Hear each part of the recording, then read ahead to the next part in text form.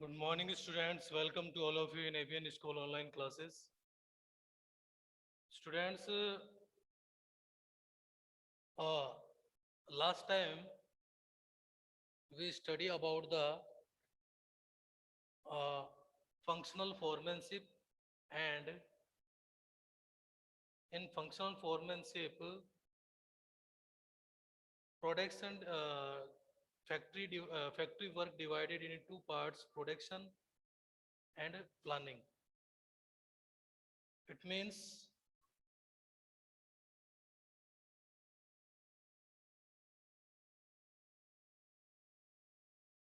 two dividation: planning and production department. Planning departments में different different works के according क्या होते हैं, डिवाइडेशंस होता है।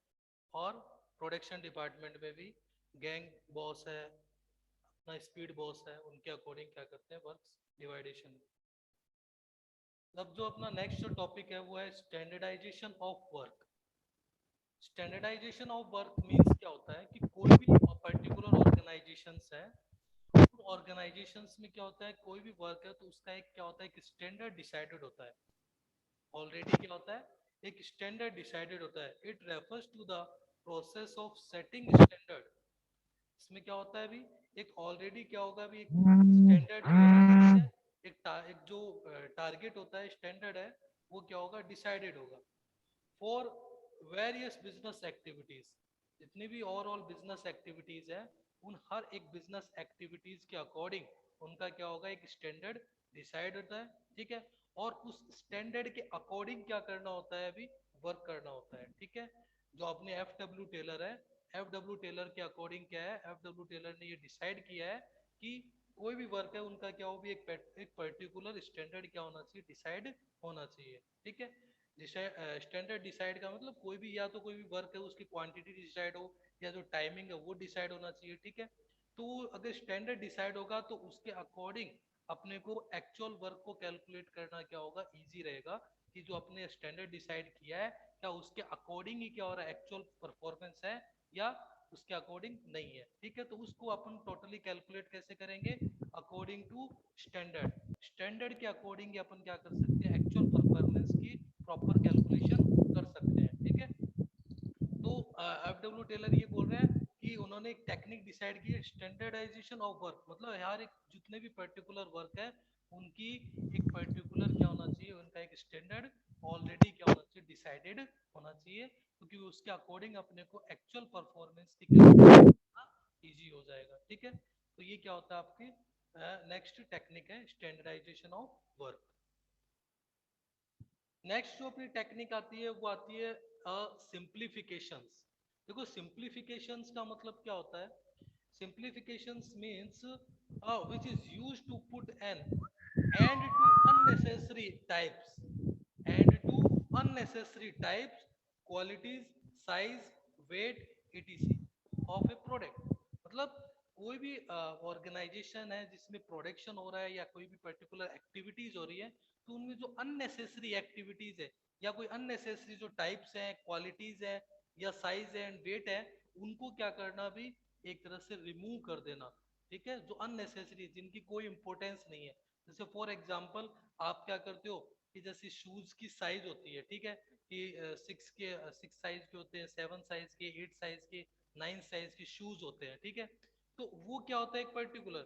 ठीक है, लेकिन अगर कोई ऐसी हो जाएगी 6.5, 7.5, 8.5, इन साइज की रिक्वायरमेंट ऑर्गेनाइजेशन में नहीं होती है, क्योंकि साइज में 0.5 डिफरेंस तो इजीली एडजस्टेबल होता है, इजीली अपन एडजस्ट कर सकते हैं। तो ये जो अननेसेसरी जो टाइप्स होते हैं, क्वांटिटीज है, इनकी ऑर्गेनाइजेशन में रिक्वायरमेंट नहीं होती है। अभी अगर अननेसेसरी जो प्रोडक्ट्स है, जैसे साइजेस मैंने बताया कि अगर आपने शूज में जो साइजेस होती हैं वो 6 है, 7 है, 8 है।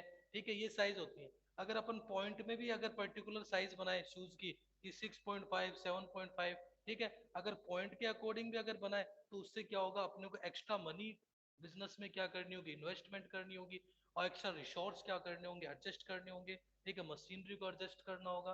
तो उससे क्या होगा, एक तरह से जो जो कॉस्ट है वो क्या होगी, हाई होगी। ठीक है, इसलिए बोल रहे हैं कि जो अदर जो अननेसेसरी जो टाइप्स होते हैं, अननेसेसरी जो अपनी क्वालिटीज होती हैं, ठीक है, तो उनकी ऑर्गेनाइजेशन में क्या होती है, रिक्वायरमेंट नहीं होती है, उनको अपने को क्या करना चाहिए, एक तरह से उनका एंड कर देना चाहिए, उनको रिमूव कर देना चाहिए। ठीक है, तो ऑर्गेनाइजेशन में जो अननेसेसरी टाइप्स है या टाइप्स है, क्वालिटीज है, साइज है, वेट है, उनको आपको क्या करना चाहिए, रिमूव कर देना चाहिए, उनका एंड कर देना चाहिए। क्यों? क्योंकि अगर अपन जैसे माइनर साइज डिफरेंस के बेसिस पे अपन अगर क्या करेंगे, कोई प्रोडक्ट प्रोड्यूस कर रहे हैं, तो उससे अपने को एक्स्ट्रा मनी, एक्स्ट्रा इक्विपमेंट्स क्या करने होंगे, ऑर्गेनाइजेशन में स्टैब्लिश करने होंगे, एक्स्ट्रा लेबर आपको पेड करनी होगी। ठीक है, जो वेजेस होती है वो आपको पेड करनी होगी। तो वो उससे क्या होगा, ऑर्गेनाइजेशन में क्या होगा, वर्किंग में क्या आएगी, प्रॉब्लम आएगी। ठीक है, और अपने एक्सपेंसेस भी क्या होंगे, हाई होंगे।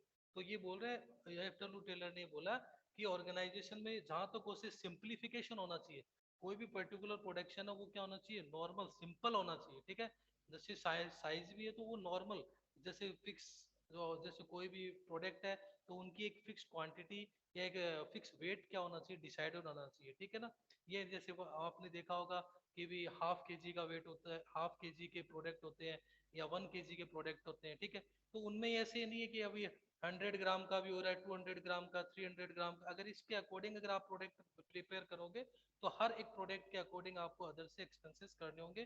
तो ये बोला है कि जहां तक उसके प्रोडक्ट में सिंप्लीफिकेशन होना क्या होता है भी, कि कोई भी क्वालिटीज हो, चाहे साइज हो, चाहे टाइप हो, वो जितने भी टाइप्स है, क्वालिटीज है, वो क्या होनी चाहिए, ओवरऑल सिंपल होनी चाहिए। ठीक है, तो सिंप्लीफिकेशन से क्या होता है, अपने अदर एक्सपेंसेस भी क्या होते हैं, मिनिमम होते हैं, और अदर एक्सपेंसेस भी मिनिमम होंगे, और जो वर्किंग है वो भी क्या होगी, प्रॉपर टाइम में कंप्लीट होगी। ठीक है, तो वो क्या होता है, सिंप्लीफिकेशन, सिंप्लीफिकेशन होना चाहिए। ठीक है, कोई भी उसमें कोई एक तरह से मिक्सचर होना नहीं चाहिए। ठीक है, नेक्स्ट जो अपना आता है वो आता है मेथड स्टडी।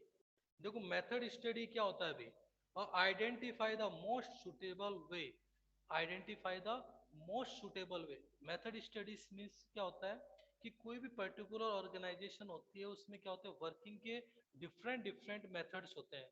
ठीक है, कोई भी पर्टिकुलर वर्क है उसको अगर आपको कंप्लीट करना है, तो वो डिफरेंट डिफरेंट मेथड्स के थ्रू आप क्या कर सकते हो, उस पर्टिकुलर वर्क को कंप्लीट कर सकते हो। But identify the most suitable way, F W. Taylor ये बोलते हैं कि आपको क्या करना है, उनमें से जो सबसे बेटर वे होता है, ठीक है ना, जो सबसे बेस्ट मेथड होता है, उस मेथड को आपको क्या करना है, आइडेंटिफाई करना है और उसको यूज में लेना है। ठीक है, जो आपके ऑर्गेनाइजेशन के लिए क्या हो भी, मोस्ट सुटेबल हो। ठीक है, जो आपके लिए क्या हो, मोस्ट सुटेबल वे हो या मेथड हो, तो उसको आपको क्या करना है, सर्च करना है in a difference, in a different different methods. ठीक है, तो अपने डिफरेंट डिफरेंट मेथड्स हैं, उनमें से आपको क्या करना होगा, आइडेंटिफाई द मोस्ट सुटेबल वे। तो सबसे जो इम्पोर्टेंट वे होता है, सबसे जो सुटेबल वे होता है, या जो इम्पोर्टेंट मेथड है, उसको आपको क्या करना है, कैलकुलेट करना होगा। ठीक है, क्यों? क्योंकि अगर आप एक सब बेस्ट सुटेबल वे या मेथड्स का आप सिलेक्शन करोगे, तो उसमें क्या होगी, आपका प्रोडक्ट जो है वो मिनिमम टाइम में कंप्लीट होगा, और उसके अंदर क्या होगी, आपकी पर यूनिट्स कॉस्ट जो होती है वो भी क्या होगी, डाउन होगी। ठीक है, मतलब पर प्रोडक्ट जो कॉस्ट है वो आपकी क्या होगी, डाउन होगी। क्योंकि मेथड अगर बेटर होगा तो प्रोडक्शन लेवल भी क्या होगा, हाई होगा, बेटर होगा, और उससे आपकी जो कॉस्ट है वो भी क्या होगी, डाउन होगी। ठीक है, तो ये बोल रहा है एफ.डब्ल्यू. टेलर है, ठीक है, फेडरिक विंसलो टेलर है, उन्होंने ये बोला है कि मेथड स्टडी में मतलब बेस्ट सुटेबल मेथड्स को या बेस्ट सुटेबल वे को आपको क्या करना चाहिए, आइडेंटिफाई करना चाहिए। आपके पास क्या होते हैं, in organisation you have different different type of methods, आपके पास डिफरेंट डिफरेंट मेथड्स होते हैं, और उनमें से जो सबसे बेटर मेथड है या जो सबसे बेस्ट वे है, उसको आपको क्या करना चाहिए, सेलेक्ट करना चाहिए। ठीक है, तो उससे क्या होगा, अगर बेस्ट सुटेबल मेथड को आप सेलेक्ट करोगे, तो आपकी प्रोडक्शन कैपेसिटी है वो क्या होगी, इंप्रूव होगी, और आपकी कॉस्ट क्या होगी, डाउन होगी। ठीक है, तो उससे ऑर्गेनाइजेशन को बेनिफिट भी होगा। ठीक है, तो ये क्या था अपना नेक्स्ट, अपनी जो टेक्निक थी वो क्या थी, मेथड और स्टडी। ठीक है, अब जो अपनी नेक्स्ट जो टेक्निक आती है वो है,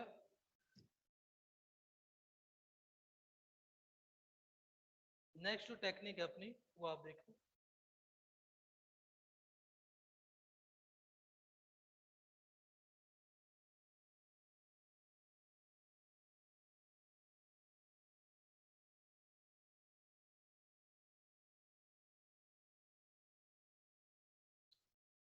नेक्स्ट है अपनी मोशन स्टडी।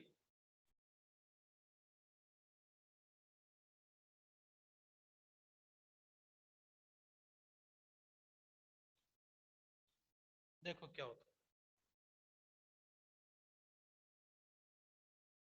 देखो मोशन स्टडीज का मतलब क्या होता है, मोशन का मतलब यहाँ पे होता है स्पीड से, ठीक है। जो भी पर्टिकुलर वर्क है उस वर्क की क्या स्पीड होनी चाहिए, ठीक है। ये बोल रहा है कि इस टेक्निक्स के अंदर एफ डब्ल्यू टेलर ने बोला है कि कोई भी पर्टिकुलर वर्क है, ठीक है, तो उसमें जो अदर जो अननेसेसरी जो एक्टिविटीज होती है, ठीक है, उन अननेसेसरीज एक्टिविटीज को आपको क्या करना है, रिमूव करना है। और प्रोडक्ट जो है जो भी प्रोडक्शन लेवल जो है, प्रोडक्शन स्पीड है, ठीक है, उसको आपको क्या करना होगा, मेंटेन करना होगा। इस मेथड में उन्होंने एफ डब्ल्यू टेलर ने बोला है कि मोशन स्टडी इट मींस क्या कोई भी पर्टिकुलर वर्क है वो विद इन स्पीड, ठीक है, मतलब कोई भी पर्टिकुलर वर्क है उसकी जो ऑलरेडी जो डिसाइडेड स्पीड है, ठीक है, क्या उसके अकॉर्डिंग वर्क हो रहा है या नहीं हो रहा है, इस चीज को आपको कैलकुलेट करना होगा, ठीक है। तो वो किस में आएगा, मोशन स्टडीज के अंदर इंक्लूड होगा। जैसे इसके अंदर एक एग्जांपल दिया है कि जो कोई भी पर्टिकुलर, जैसे मान लो कि एक लेबर, एक जैसे मान लो कोई भी पर्टिकुलर लेबर है, वो अगर कोई भी एक्टिविटी करता है, ठीक है, तो उस एक्टिविटी को अगर 4 स्टेप्स में अगर अपन कंप्लीट कर सकते हैं, और वो उस वर्क को कंप्लीट करने में क्या कर रहा है अभी 7 to 8 स्टेप्स ले रहा है, ठीक है, तो वो जो अननेसेसरी स्टेप्स है उनको आपको क्या करना होगा, रिमूव करना होगा। और जो फिक्स स्टेप्स है, ठीक है, उनको डिसाइड करना होगा, जिससे वर्किंग की जो स्पीड है वो क्या रहे, मेंटेन रहे, ठीक है। जो स्पीड अपन ने ऑलरेडी डिसाइड की है, तो उसके अकॉर्डिंग क्या हो भी वर्क कंप्लीट हो। तो उसके लिए आपको क्या करना होगा, जो अननेसेसरी जो स्टेप्स होती है जो वर्किंग से रिलेटेड है उनको आपको रिमूव करना होगा। और जो नेसेसरी स्टेप्स है, ठीक है, उनको ऑर्गेनाइजेशन में क्या करना होगा, यूज करना होगा। तो उससे क्या होगा, वर्किंग जो है उसकी जो ऑलरेडी जो स्पीड है, उस स्पीड के अकॉर्डिंग क्या होगा, वर्क एक तरह से टोटली कंप्लीट होगा, ठीक है। तो मोशन स्टडी का मतलब क्या हुआ, मोशन स्टडी मीन्स क्या होता है कि कोई भी पर्टिकुलर वर्क होता है तो उसकी क्या होती है, एक टाइमिंग डिसाइड होती है, ठीक है, और उनकी स्टेप्स डिसाइड होती है। अगर कोई अदर एक्स्ट्रा स्टेप्स इंक्लूड कर रहे हैं, और ठीक है, वर्कर्स का अगर कोई पर्टिकुलर वर्क है वो अगर 4 स्टेप्स में कंप्लीट हो सकता है, और वो एक्स्ट्रा स्टेप्स इंक्लूड कर रहे हैं, मान लो 7 स्टेप या 8 स्टेप्स उसमें इंक्लूड कर रहे हैं, ठीक है, तो उन अननेसेसरी स्टेप्स को आपको क्या करना होगा, रिमूव करना होगा, ठीक है, जिससे 4 स्टेप्स में क्या हो, वर्क कंप्लीट हो, ठीक है। तो ये बोल रहा है कि इसमें आपको क्या करना होगा, एक तरह से मोशन स्टडी करना होगा, मतलब स्पीड को कैलकुलेट करना होगा, वर्किंग स्पीड को आपको क्या करना होगा, वर्किंग स्पीड की को प्रॉपरली आपको कैलकुलेट करना होगा, ठीक है। तो मोशन स्टडी में क्या होता है, वर्किंग स्पीड को क्या करना, कैलकुलेट करना, और उसको मेंटेन करना, ठीक है, वो किस में आता है अभी, मोशन स्टडी में इंक्लूड होगा, ठीक है। फिर अपना नेक्स्ट आता है,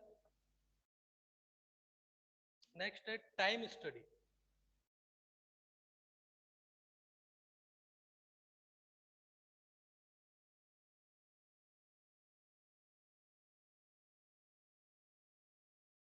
टाइम स्टडी मीन्स क्या होता है, देखो टाइम के अकॉर्डिंग ये बोल रहा है कि कोई भी पर्टिकुलर वर्क मैंने आपको बताया तो उसका क्या होता है कि स्टैंडर्ड डिसाइड होता है, स्टैंडर्ड, ठीक है। कोई भी पर्टिकुलर वर्क है उसका एक क्या होता है, स्टैंडर्ड डिसाइड होता है, स्टैंडर्ड टाइम डिसाइड होता है, ठीक है। टाइम स्टडी इट मींस क्या होता है कि जैसे मान लो कोई वर्क है वो 1 hour, within 1 hour complete होना चाहिए, ठीक है। तो अगर, तो आपको क्या करना होगा, ये कैलकुलेट करना होगा कि क्या वो पर्टिकुलर वर्क है वो विद इन 1 आवर कंप्लीट हो रहा है या नहीं हो रहा है, मतलब टाइम की आपको क्या करनी होगी, स्टडी करनी होगी, ठीक है। कि आपने जो स्टैंडर्ड डिसाइड किया है, जो स्टैंडर्ड टाइम डिसाइड किया है कोई भी पर्टिकुलर प्रोडक्शन से रिलेटेड, तो वो प्रोडक्ट जो वो विद इन स्टैंडर्ड टाइम, ठीक है, with in standard time complete हो रहा है या नहीं हो रहा है, उसमें कौन सी प्रॉब्लम आ रही है, ठीक है, उसको आपको क्या करना होगा, देखना होगा। तो वो किस में टेक्निक में आता है, टाइम स्टडी टेक्निक के अंदर इंक्लूड होता है। ये टाइम स्टडी जो अपन कैलकुलेट कर रहे हैं, टेक्निक का अपन यूज कर रहे हैं, ये कंपलसरी क्यों है, क्योंकि इससे अपने को क्या होता है, एक तरह से जो अपनी लेबर है, ठीक है, उनका उनकी क्या चार्जेस होंगे उनकी कैलकुलेशन इजी करना, ठीक है। लेबर चार्ज अगर एक्स्ट्रा टाइम इन्वेस्ट होगा, ठीक है, तो उससे क्या होगा, अपने जो लेबर चार्जेस होंगे वो भी क्या होंगे, एक्स्ट्रा होंगे, ठीक है। तो टाइम क्या होता है अभी, अगर कोई भी पर्टिकुलर वर्क है वो विद इन टाइम अगर अपने को कंप्लीट करना है तो उसके लिए आपको क्या करना होगा, टाइम स्टडी टेक्निक का यूज करना होगा। ठीक है, अगर आप टाइम स्टडी टेक्निक का यूज कर रहे हो तो आपका जो ऑलरेडी जो स्टैंडर्ड डिसाइडेड है, जो ऑलरेडी एक टारगेट डिसाइडेड है, तो अपना एक टारगेट टाइम है, ठीक है, उस टाइम के अकॉर्डिंग आपको क्या करना होगा, वर्क को कंप्लीट करना होगा। ठीक है, तो वर्क कंप्लीट कब होगा, कि आपको ये वॉच करना होगा कि जो भी पर्टिकुलर वर्क है उसका जो भी टाइम डिसाइड है कि 2 आवर है, 3 आवर है, 6 आवर है, क्या वो उस विद इन जो भी टाइम ऑलरेडी डिसाइडेड है या जो स्टैंडर्ड टाइम है वो उसके अकॉर्डिंग कंप्लीट है या नहीं हो रहा है। ठीक है, उसमें कौन सी प्रॉब्लम्स हो रही है तो उनको आपको क्या करना, रिमूव करना, और स्टैंडर्ड टाइम के अकॉर्डिंग क्या करना, ओवरऑल वर्क को फुलफिल करना या ओवरऑल को कंप्लीट करना। ठीक है, तो वो किस में आएगा, अपना टाइम स्टडी में आएगा। ठीक है, अब इसमें अपना जो नेक्स्ट आता है वो आता है अपना फैटिग्यू स्टडी।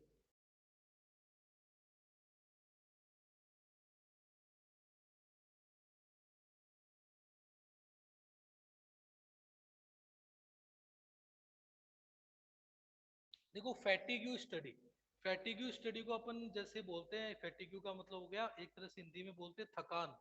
देखो क्या होता है, कोई भी पर्टिकुलर ऑर्गेनाइजेशन है उसमें अगर अपन कोई भी वर्क कर रहे हैं, ठीक है, कोई, ठीक है, तो अगर क्या होता है कि लेबर क्या होता है, लॉन्ग टाइम तक कंटिन्यूअसली अगर वर्क करेगा तो उसकी जो वर्किंग कैपेसिटी है वो ऑटोमेटिकली क्या हो जाएगी, डाउन होगी। जैसे फॉर एग्जांपल कि कोई लेबर है वो कंटिन्यूअसली क्या कर रहा है, 6 to 8 आवर क्या कर रहा है, कंटिन्यूअसली वर्क कर रहा है। ठीक है, तो वो लास्ट में क्या होगा, स्टार्टिंग में तो क्या होगी, उसकी परफॉर्मेंस क्या होगी, बेटर होगी, बट इन लास्ट आवर वो क्या होगा, उसकी जो वर्क परफॉर्मेंस है वो क्या होगी, डाउन होगी। तो FW टेलर ने ये बोला है, फेडरिक विंस्लो टेलर है, उन्होंने ये बोला है कि कोई भी एम्प्लॉइज है, ठीक है, उनकी वर्किंग में क्या होना चाहिए, एक इंटरवल होना चाहिए। जैसे आपकी क्लास होती है, ठीक है, स्कूल टाइम होता है, तो स्कूल टाइम में क्या होते हैं, 4 आवर आप स्टडी करते हो, और उसमें क्या होती है, एक इंटरवल होती है, ठीक है, और फिर बाद में आपकी 4 क्लासें कंप्लीट हो। तो वो इंटरवल क्यों कंपलसरी है, क्योंकि FW टेलर ये बोला है कि अगर कोई भी एम्प्लॉइज है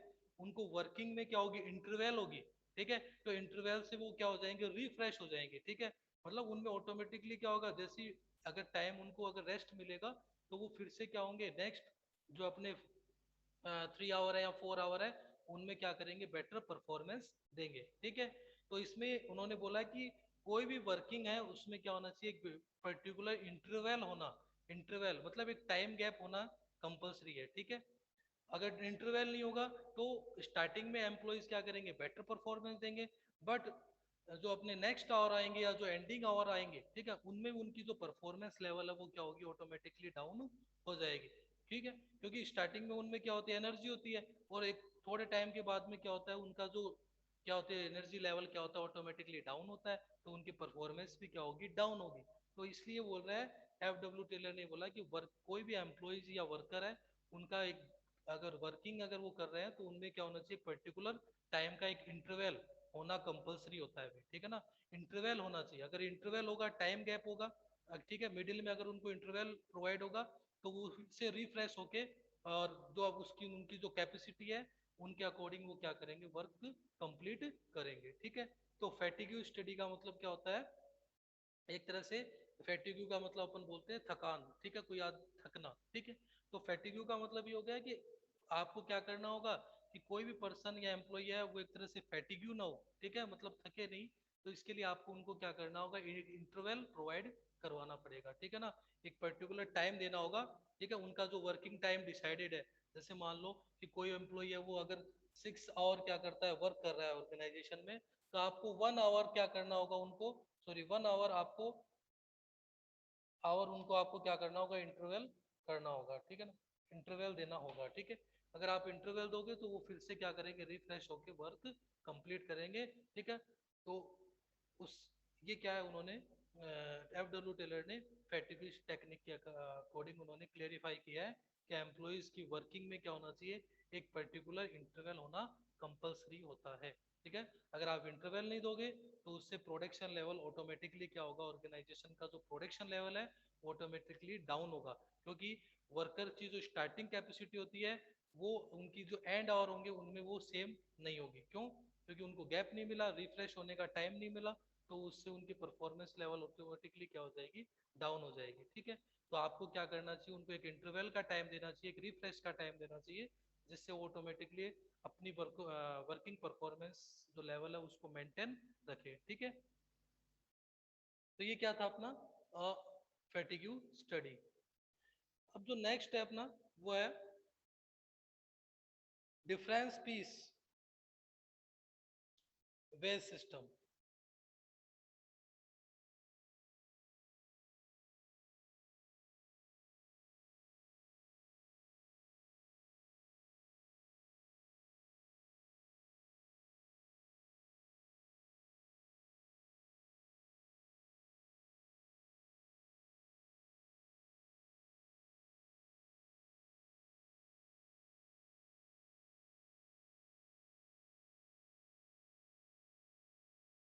देखो क्या होता है difference piece wage system means, देखो क्या होता है differential piece wages wages system means क्या होता है कि वेजेस का मतलब क्या होता है कि इस टेक्निक में एफ डब्ल्यू टेलर ने बोला है कि कोई भी पर्टिकुलर एम्प्लॉयज या वर्कर है उनको पीस के अकॉर्डिंग क्या करना चाहिए, भी वेजेस प्रोवाइड करवानी चाहिए, पीस के अकॉर्डिंग क्या करनी चाहिए, उनको वेजेस देनी चाहिए। पीस के अकॉर्डिंग मतलब जैसे कोई भी पर्टिकुलर ऑर्गेनाइजेशन है उसमें वेज रेट जो है वो 2 वेज रेट डिसाइडेड है कि अगर कोई एम्प्लॉइज क्या करेगा 20 यूनिट्स प्रिपेयर करेगा तो उसकी जो वेज रेट होगी वो कितनी होगी, 5 रुपीज होगी। और अगर 20 यूनिट से डाउन करेगा तो उनकी वेज रेट कितनी होगी, 4 रुपीज होगी। ठीक है, अब सपोज दैट कि कोई पर्सन है उसने क्या कर दिया अभी 20 यूनिट प्रिपेयर किया है तो उसकी वेज उसको कितनी वेजेस मिल रही है, 100 रुपीज। उनको क्या मिल रही है भी, 100 रुपीज की वेजेस क्या हो रही है, प्रोवाइड हो रही है।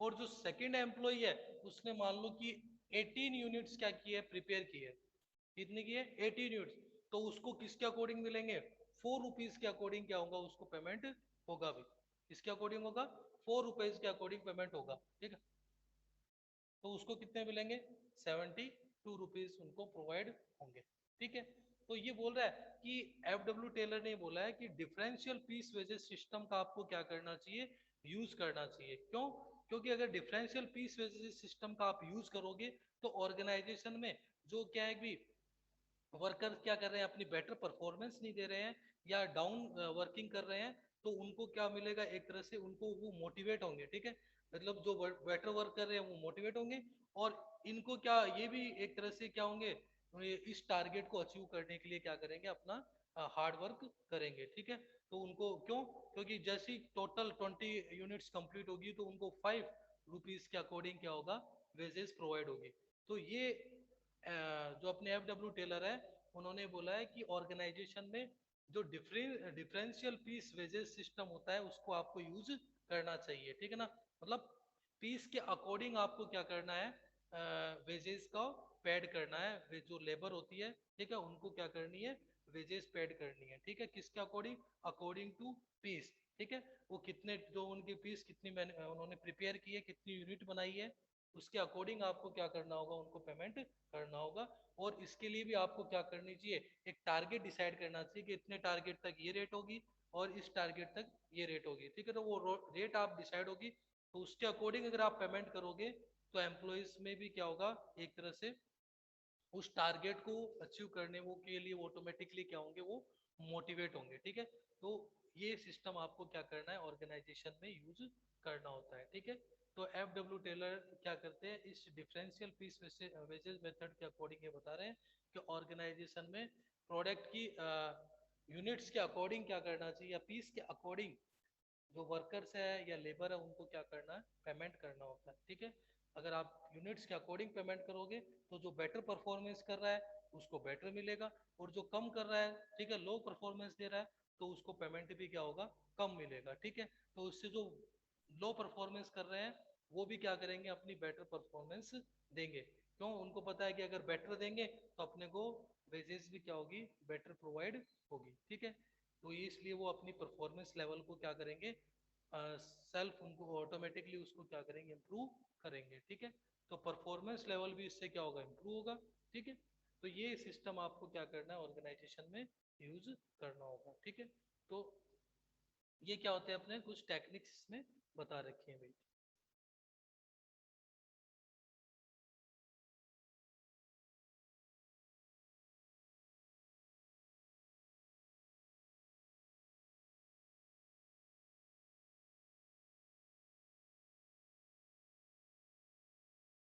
ठीक है।